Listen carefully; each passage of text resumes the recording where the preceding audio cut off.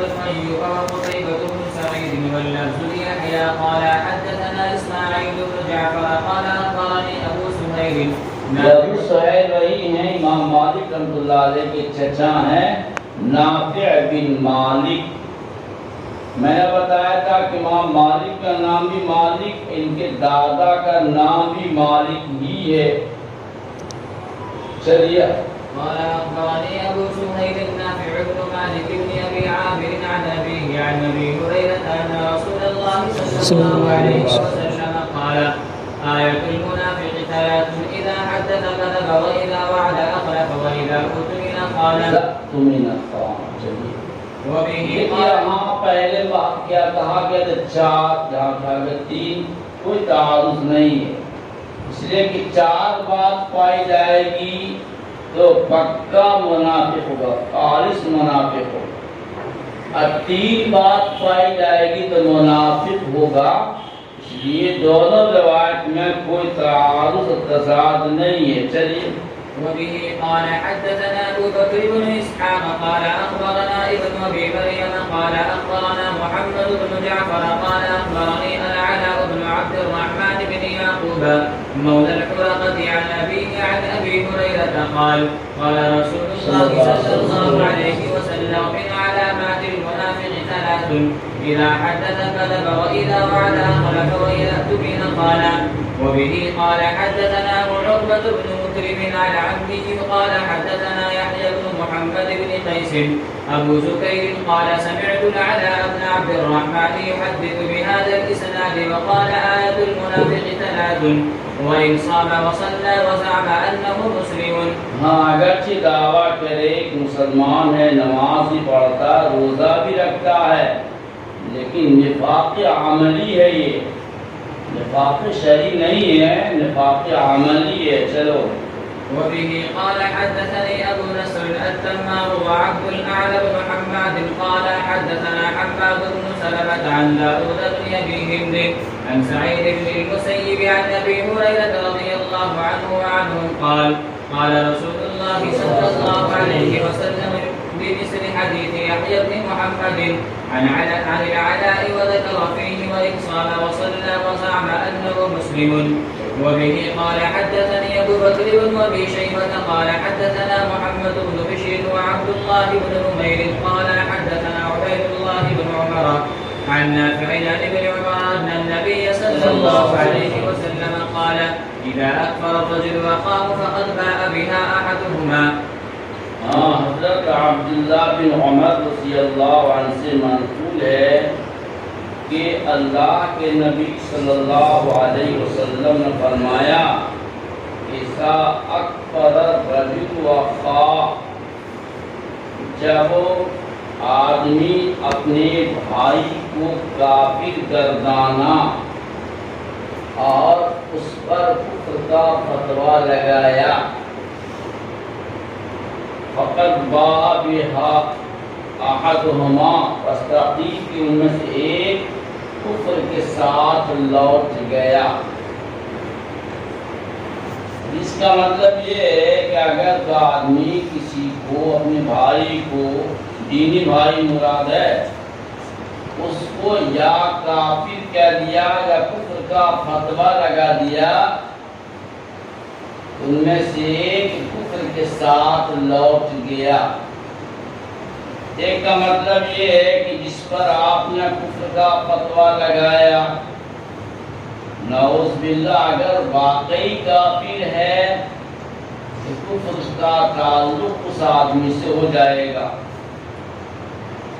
اور اگر جس کو آپ نے یا کافر کہا ہے وہ کافر نہیں ہے بلکہ مسلمان ہے، تو کفر لوٹ جائے گا، فتویٰ لگانے والے مفتی کی طرف لوٹ جائے گا.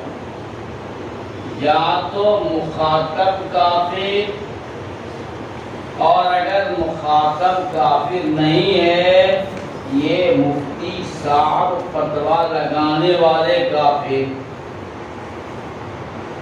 اب مسئلہ پیدا ہوا، مسئلہ یہ پیدا ہوا، مان لیا جائے وہ مسلمان ہے، اب مسلمان پر کفر کا فتویٰ لگانا معصیت ہے۔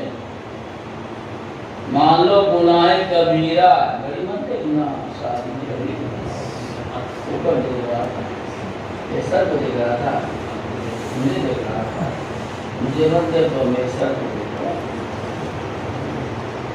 مجھے کہہ رہا تھا کہ مان لیا جائے کسی مومن کو کافر قرار دینا معصیت مان لو، گناہ کبیرہ مان لو، یہ مفتی صاحب جو کفر کا فتویٰ لگا رہے ہیں گویا کہ ایک گناہ کبیرہ کے ارتکاب کیا۔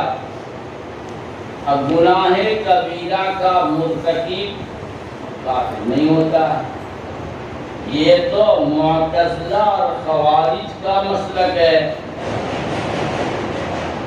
اس حدیث کا مطلب کیا ہوگا؟ فرمائے کہ ذاک پر الرجل وخا فقد باء بها احدهما، ایک کفر کے ساتھ لوٹ گیا۔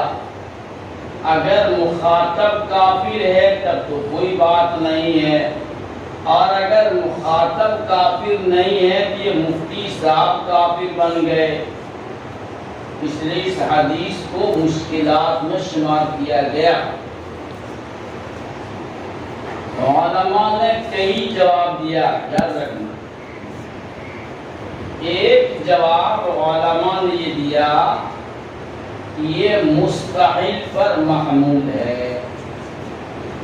مستحیل، مستحیل کا مطلب یہ ہے وہ یہ سمجھتا ہے کہ کسی مومن پر کفر کا فتویٰ لگانا جائز ہے، گناہ کبیرہ کو حلال سمجھے گا کہ کافر ہو جائے گا، یہ مستحیل پر محمول ہے۔ بعض علماء نے فرمایا کہ میں نے کل بیان کیا تھا کہ گناہ کو کھینچتا، معصیت کو کھینچتی ہے، طاعت کو کھینچتی ہے۔ اگر آپ پڑھنے کے لیے بیٹھیں گے تو اللہ آپ کو نماز پڑھنے کی بھی توفیق دے دیں گے۔ نماز آپ پڑھنے لگیں گے تو تلاوت قرآن پاک کی بھی توفیق مل جائے۔ تو طاعت کو کھینچتی ہے، معصیت کو کھینچتی ہے۔ جب یہ گناہ کبیرہ کیا، اب مسلمان کو کافر گردانا، گناہ کبیرہ کیا، یہ گناہ کبیرہ دوسرے گناہ کبیرہ پر اس کو بھارے گا۔ آج آپ نے مسلمان کو کافر گردان دیا، کل اس کو تھپڑا دیں گے، کل اس کے بعد کسی کو آپ قتل کر دیں گے۔ یہ کشاں انسان کو کفر کی طرف لے جاتا ہے۔ تو میں نے کہا نہیں کہ اگر باپ نے دیکھا بیٹے کو تمباکو کھاتے ہوئے اس سے کہے گا مر جائے گا، خاص طور سے وہ بیٹا جو کمزور ہے وہ اگر تمباکو کھا رات کا مر ہی جائے گا، بچے گا ہی۔ حالانکہ نہیں ہے کہ ایک بار کھا لیا کھایا صاف یہ نہیں ہے، بلکہ جب کھاتے رہو گے تو اعضائے رئیسہ تمہارا کمزور ہو جائے گا، پھیپھڑا تمہارا ختم ہو جائے گا، اس کے نتیجے میں تم انتقال کر جاؤ۔